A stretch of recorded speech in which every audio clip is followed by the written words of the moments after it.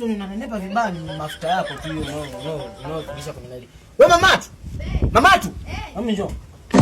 Unafuaje hivi nguo wewe? Wewe kila siku waga nakuelekeza hivi nguo hivi unafuaje hivi mamatu?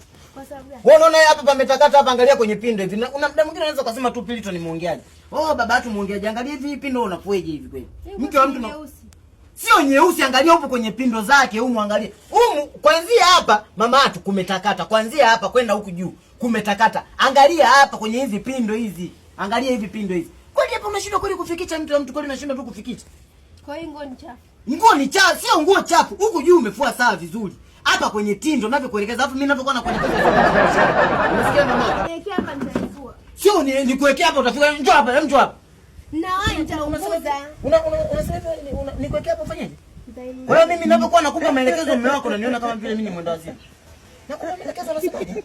Aiwanda. Nakupa maelekezo mume wako hapa, unasema unaenda kufanya kupika. Nguo imejatakata. Na kuelekeza unaingia ndani. Navaa mbichi sasa. Ili wakasema hivi mama yetu anamvalisha mume wake nguo mbichi. Si haijakauka hivi. Navaa mbichi nipate mtihani. Mama yetu. Unaona kama nguo unaniacha. Mama